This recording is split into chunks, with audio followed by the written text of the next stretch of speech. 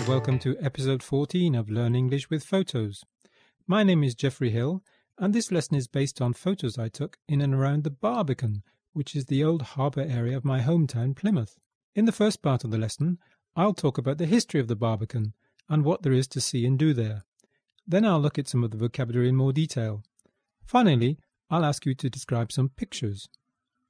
Plymouth is a city shaped by the fortunes of sea, trade and war. Nowhere more so than in the historic Barbican, Plymouth's delightful old port, full of narrow, cobbled streets, Elizabethan houses, specialist shops, art galleries, cafes and restaurants. Barbican is an old name for a fortified gate, and here the name probably derives from the Castle Barbican, which was an entrance to the late medieval fortress that guarded access to the harbour. The Barbican was one of the few parts of Plymouth to escape most of the destruction of the Blitz during the Second World War, and some of the streets still retain the architecture of the old fishing port. For centuries, the Barbican was home to Plymouth's fish market, now relocated to the other side of the harbour, and is still home to many fishermen. There is much activity around the market quay as trawlers and small fishing boats arrive to offload their catches. Although a large number of old and significant buildings were demolished during the late 19th and first half of the 20th centuries, many of the oldest surviving buildings, such as the Custom House, have been restored.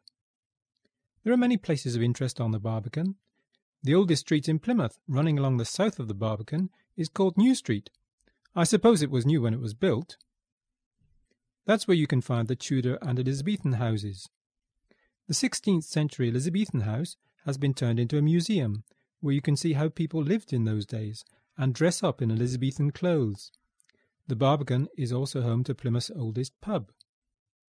A little further up the road is this very well hidden Elizabethan garden, a haven of peace and tranquillity amidst the hustle and bustle of the nearby streets. A historic building tucked away down one of the city's oldest streets, the Merchant's House, now a museum, is Plymouth's finest surviving example of a 16th century residence. During the 17th century, it was home to 3 Plymouth mayors, including privateer William Parker. Parker was a friend of Sir Francis Drake, the famous English sea captain, who set sail from the Barbican in 1577 on the first ever circumnavigation of the globe. The Mayflower Steps are close to the site from which the Pilgrim Fathers are believed to have finally left England aboard the Mayflower on the 6th of September 1620, before crossing the Atlantic Ocean to settle in America. Visitors can stand on a metal balcony and experience before them the same vista that the Pilgrim Fathers saw all those years ago as they embarked on their great adventure. A discreet metal plaque commemorates their departure, and their story is told in an exhibition at the nearby Visitors Centre. The Plymouth Gin Distillery in Southside Street has been producing Plymouth gin since 1793. Plymouth gin was exported around the globe by the Royal Navy and now has protected geographical indication status. The distillery buildings were formerly a monastery inhabited by the Black Friars, and it was here that the Pilgrim Fathers spent their last night in England in 1620. The Mayflower ship forms Plymouth Gin's trademark label today. The distillery tour provides a fascinating overview of the history of the distillery, as well as an introduction to how Plymouth gin is made. The National Marine Aquarium is one of the largest aquariums in Britain and has one of the deepest tanks in Europe. The Barbican is also the departure point for a range of boat trips and cruises, which provide an enjoyable way to discover the sights of Plymouth from a new perspective, as long as the sea's not too rough. During the last 2 decades, accelerating developments have taken place around most of the Barbican area. This has mostly involved the building of distinctive modern-style waterside blocks of flats. Whenever I return to Plymouth to see family and friends, I usually make a point of visiting the Barbican, since there's always something going on there, and there's no shortage of pubs and restaurants where you can eat indoors or out, depending on the weather. On this particular trip, there was a pirate weekend, with all sorts of fun activities and events relating to ships and pirates, including a fancy dress competition, pirate games, no, that's not Johnny Depp, and traditional crafts such as candle making or yarn dyeing. Well, that ends our visit to the Barbican. Now let's go over some of the vocabulary we've seen. I'll say each word twice, and you can repeat it after me if you like. I'll also give a definition and make some additional comments where appropriate. The first word is aquarium. Aquarium.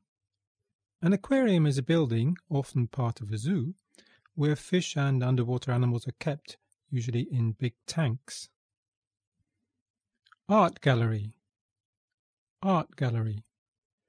An art gallery is a place that has permanent exhibitions of works of art, such as paintings and sculptures, which you can buy. Cafe. Cafe. A cafe is a place where you can buy drinks, simple meals and snacks. Don't confuse the word cafe with coffee, which is a drink. Cobbled. Cobbled. If something such as a street is cobbled, it has a surface that is made of cobbles or small stones. Distillery. Distillery. A distillery is a place where whiskey or similar strong alcoholic drinks, such as vodka or gin, are made by a process of distillation. If you want to find out more, you should watch episode 3 of Learn English with Photos, where I talk about a visit to the Glengoyne whiskey distillery in Scotland. Elizabethan. Elizabethan. If you describe something as Elizabethan, you mean that it belongs to or is connected with England in the second half of the 16th century, when Elizabeth I was queen. Exhibition. Exhibition. An exhibition is a public event at which pictures, sculptures, or other objects of interest are displayed, for example at a museum or art gallery. Fancy dress. Fancy dress.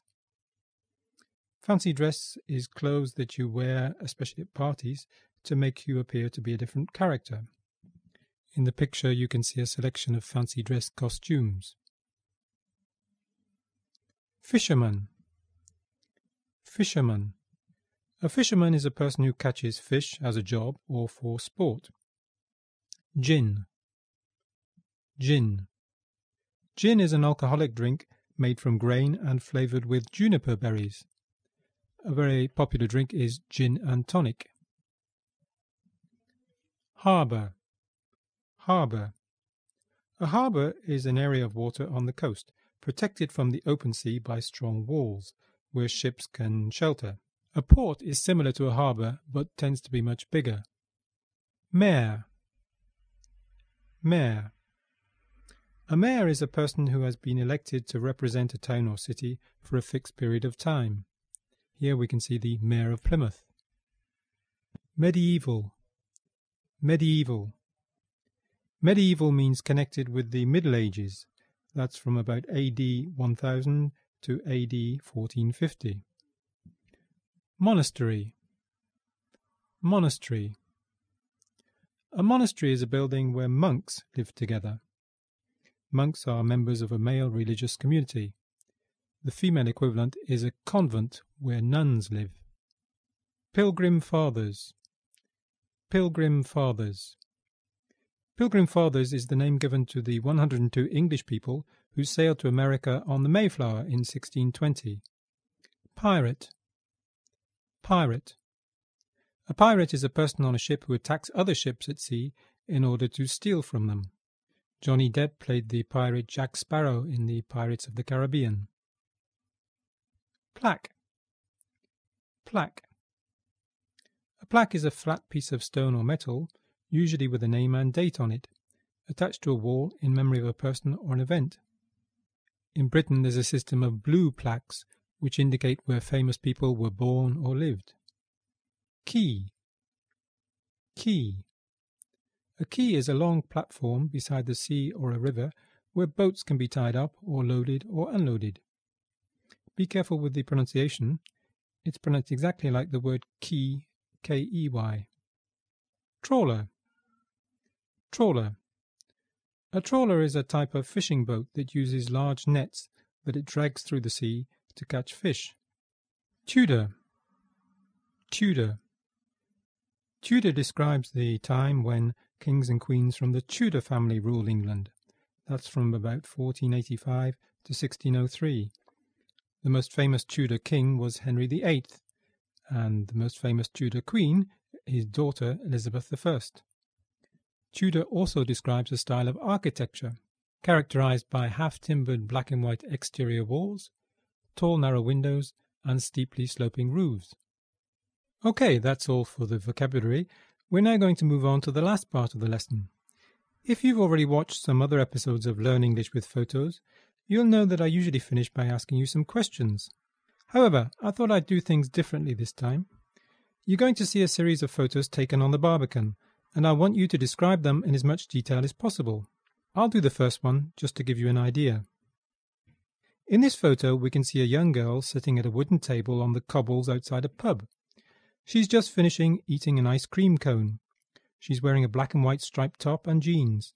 She's got a black jumper or jacket tied around her waist and is wearing sunglasses. Her rucksack is on the table. The weather is fine and we can see other people sitting at tables. Some of the tables have sunshades. In the background there's the harbour with the fishing boat and what looks like a merry-go-round. Now it's your turn. I suggest you stop the recording to give yourself time to answer. Photo 1. Photo 2. Photo 3. Photo 4. Photo 5. And Photo 6. Right, that's the end of this lesson. I hope you found it useful, and I look forward to working with you again on another episode of Learn English with Photos.